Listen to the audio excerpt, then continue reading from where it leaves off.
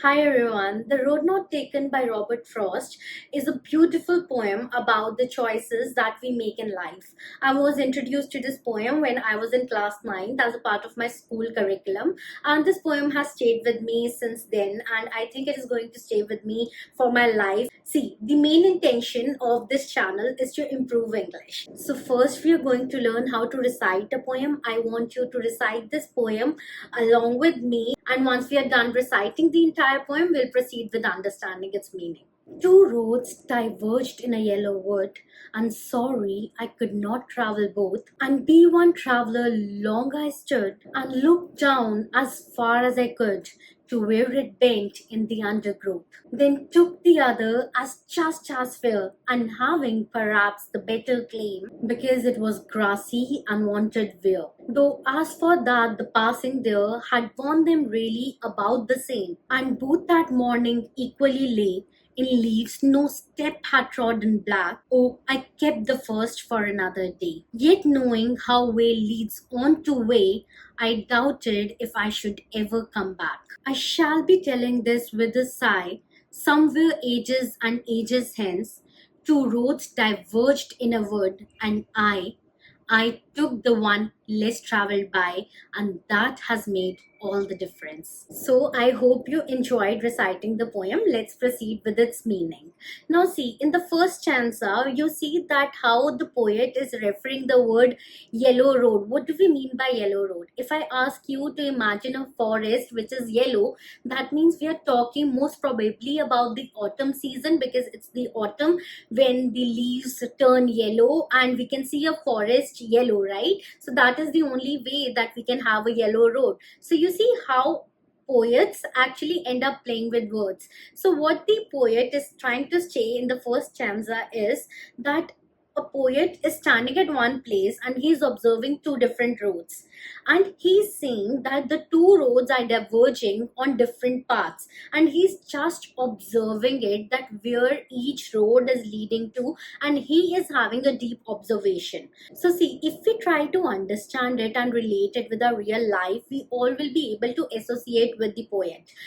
Many a times in our life, actually every day, we get choices. We have to take one decision, and when we have to take that decision, we do think about both the options. For example, after class 10th, we all need to decide our streams. So when we are deciding our streams, we take time, we analyze, we try to observe the end of all the paths that are available to us. So that is what the poet is doing in the first stanza. Now, in the second stanza, the poet is telling us about the choice that he made.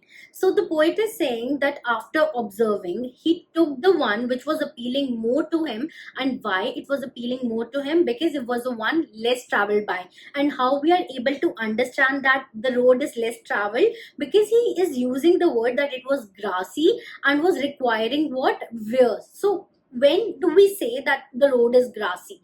If there is grass all over, if we imagine a park also, so if the grass is very clean, very green, then that means that there are very few people who are walking on that grass. But if there is a park on which the people are used to walking on the grass, then we'll see that the grass would have torn out a bit, would have worn out a bit. So if the grass seems to be very fresh, that means that not many people walk on it. So he says that I took the one on which it was appearing that not many people have walked. But he also clears that both the roads were being equally used. So with this, he is trying to tell us that sometimes the differences that we think about the options that we are having actually do not exist. We think that these differences exist, but in reality they do not. So you see how beautifully the poet is able to tell something that we experience every single day without even knowing us, and that is the beauty of poems. Now in the third stanza, you'll see that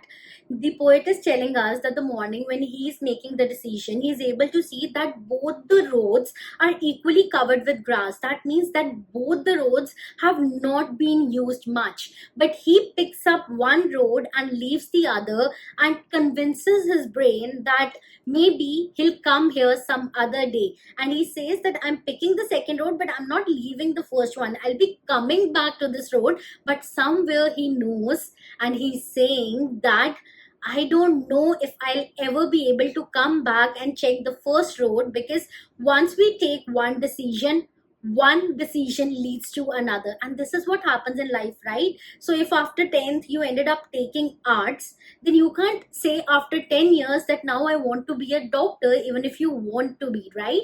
So when we take one decision, the other decisions that we have to take are most of the times based on our first one. So he is saying that now he wants that somewhere or sometime in his life he should get to be able to walk on the first path, but he knows that that time might not ever come. And in the end, author is giving us positivity, and he's saying that after many years I'll be able to say that I had two roads. That means I had two choices and I took one decision, and that one decision, the one which was less traveled by, the one which was not usually taken by people around me, is the one that made all the difference. And now, why is he saying sigh? Sigh does not over here just mean sadness, it also means contentment. And he's very positive about this thing, that in future he will be proud of the decisions that he had taken, and one road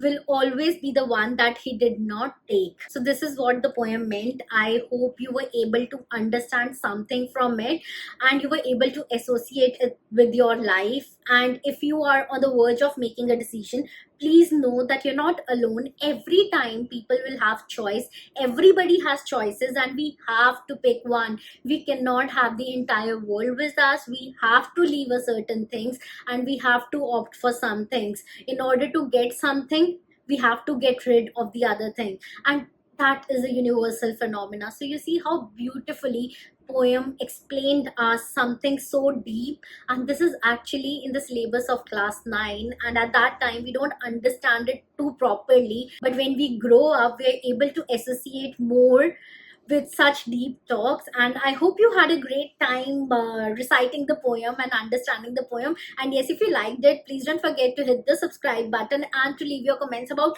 what kind of decisions you find most difficult to make. And I'll see you in the next video. Bye bye.